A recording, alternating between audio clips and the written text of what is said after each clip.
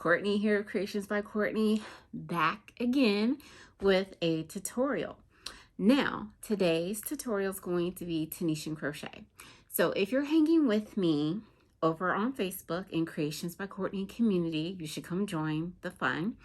A lot of people have been asking about Tunisian crochet, and I'm actually going to hop on live a little more often in the group to give quick little tutorials, stuff that I'm probably not going to do a whole video for. But I'm so excited to do this stitch tutorial for the Smock Stitch. Now you may have seen it. It is a version of a honeycomb, which is an awesome stitch too with lots of texture. But I'm going to give you a few tips that I realized in working on a project, which is going to be my first crochet along. Okay, not very first, but like the first for 2022. So get some yarn and then get a hook. It doesn't have to be a Tunisian hook, but it should be a straight hook that does not have a thumb rest. You can use a thumb rest, but it might stretch the loops a bit. And if it has a point, that is definitely going to help. Doesn't have to be too pointing, but a decent point is definitely the way to go. So get your yarn, get your hook, and let's get started.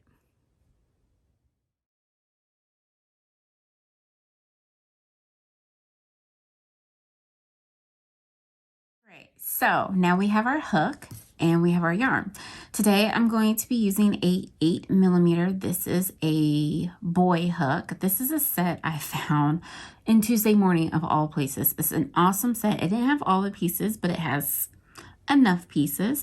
I like using this one because of the short length, especially when not using the cable, and I'm using a worsted weight yarn that is a cotton and acrylic blend. You can use any yarn to practice, but I do recommend that your hook is at least 2 sizes larger, because Tunisian crochet stitches have a tendency to curl.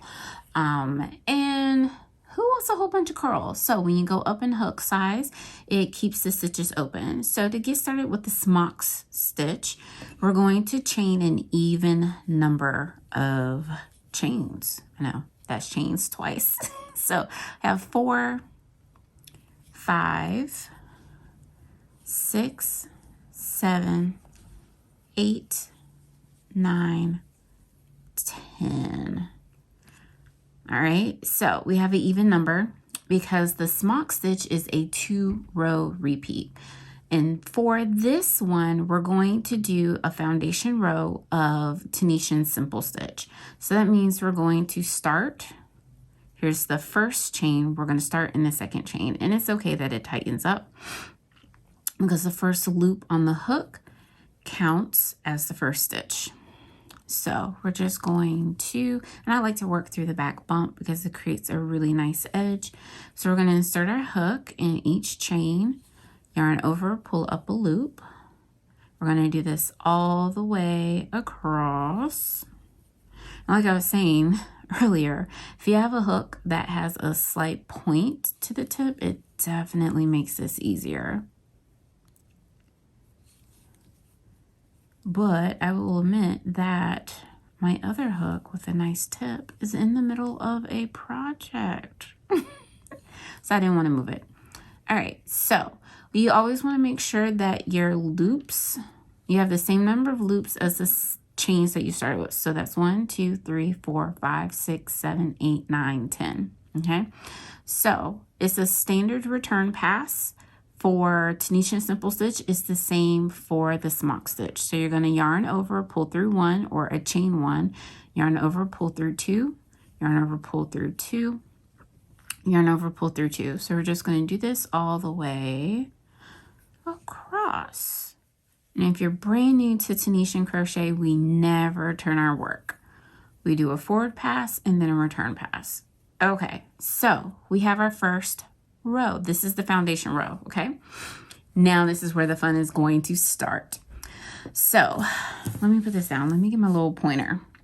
So this first loop here was on the hook. This counts as the first vertical bar. And then these are the other ones. This is the front of the vertical bar. Here, let me move the hook out of the way. And this is the back. So for this one, we're going to be working under the front of the vertical bar. Okay, so each one is a vertical bar. And then this, I like to call that the horizontal bar. It just looks like a chain in between each one. So if we put our hook back in the loop, all right, for the first row, we're going to Tunisian Simple Stitch 2 together. That's abbreviated as TSS2, the number 2, TOG.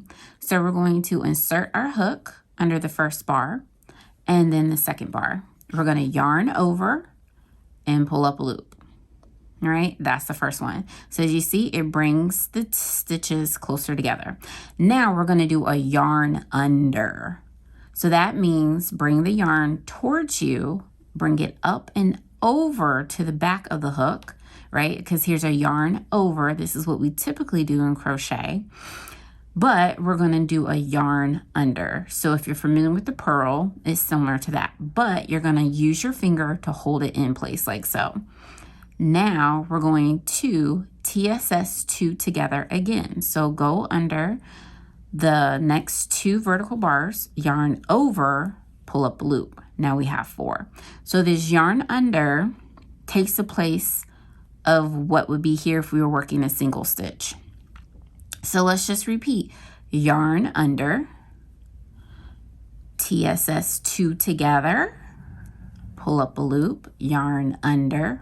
Don't forget to hold it, because if you let go, right? So if we yarn under and then without holding it and go through, it comes back to the front like a purl. And we don't want that to happen. So let me show that to you again. You want to yarn under, you hold it. You go through the next 2 stitches, yarn over, pull up a loop, okay? Then you can let go, yarn under. And then when we get to the end, and again, the first row, it can be a little fiddly. Excuse me, but this is the front of it, and then this is the back of that last bar. So you're going to insert your hook under both loops like so. And don't forget to do your yarn under, hold it in place, yarn over, and then pull up a loop. And so let's check and make sure that we have the right number of loops. 1, 2, 3, 4, 5, 6, 7, 8, 9, 10.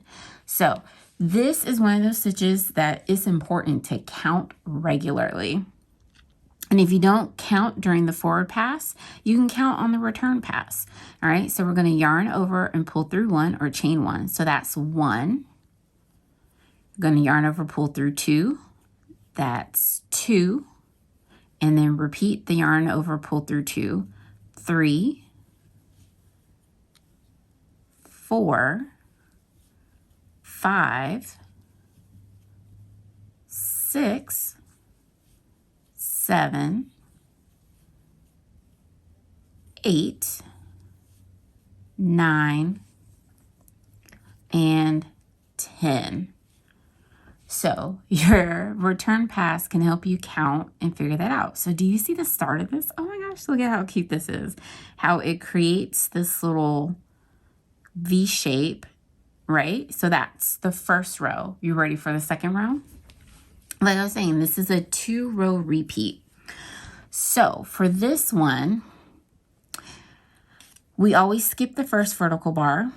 So we're going to go under the next one. And again, this first loop can get really loose. So if you need to pull this down closer to the hook, you're going to Tunisian Simple Stitch. So go under the first bar, yarn over, pull up a loop.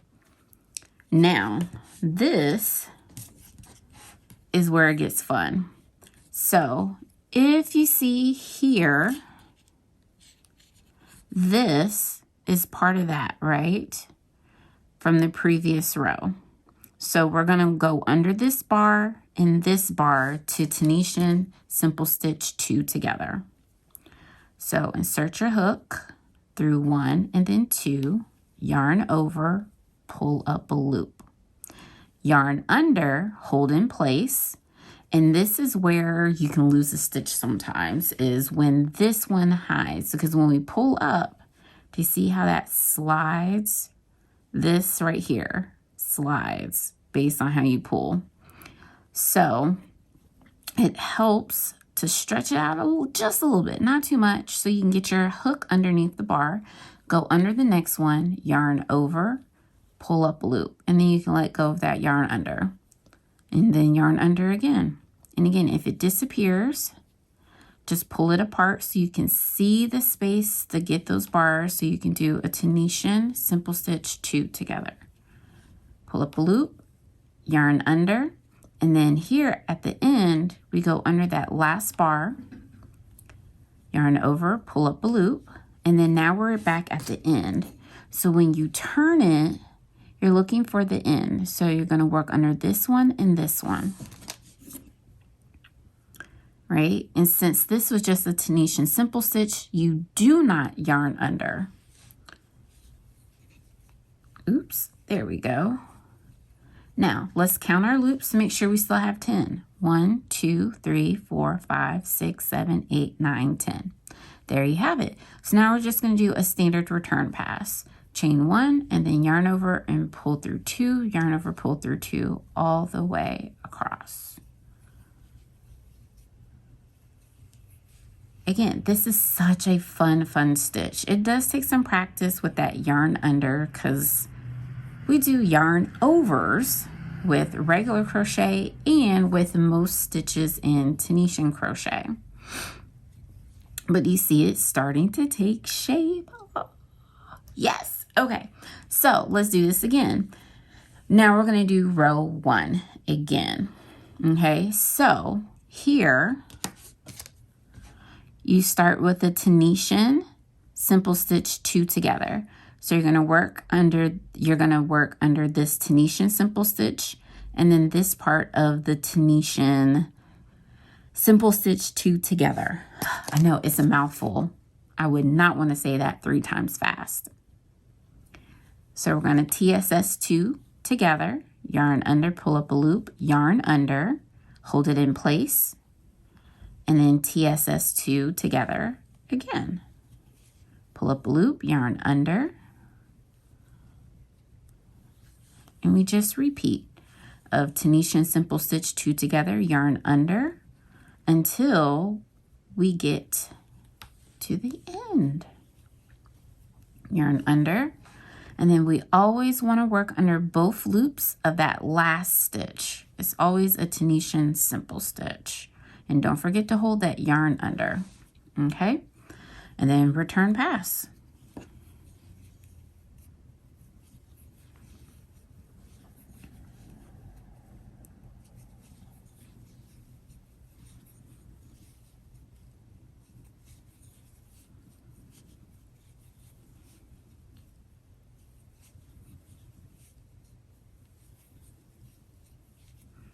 And there you have it.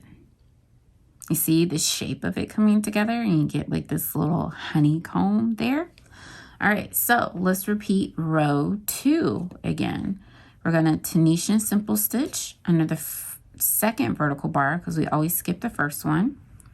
And then Tunisian simple stitch 2 together, yarn under, Tunisian simple stitch 2 together, yarn under, Tunisian simple stitch 2 together, yarn under, and when you get to the end, this is where you may lose a stitch, is that if this pulls. This is why I definitely recommend again to use a larger hook. Go up at least 2 sizes from what's recommended for the yarn so that it's nice and loose. Because of the denseness of this, it kind of scrunches down. So we Tunisian simple stitch and then working under both loops, Tunisian simple stitch. All right, if you want to check your count again, 1, 2, 3, 4, 5, 6, 7, 8, 9, 10. And then just do your return pass.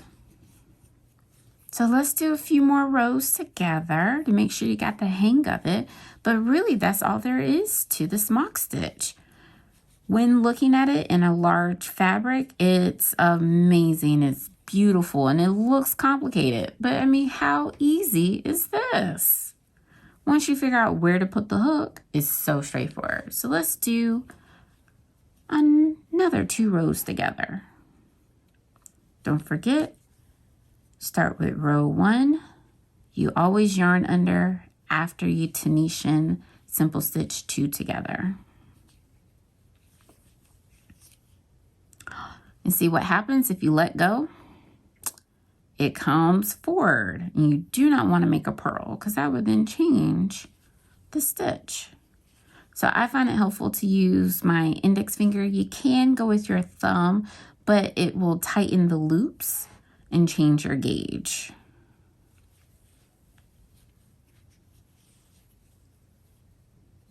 And here, it's tempting to work here, but this is actually the space in between the bars, right?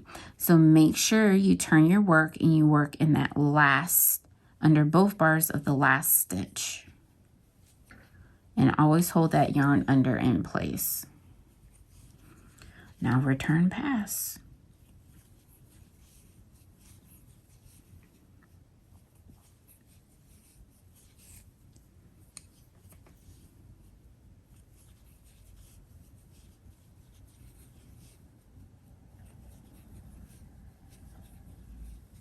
All right, and now repeat row 2. Tunisian simple stitch, Tunisian simple stitch 2 together. Yarn under.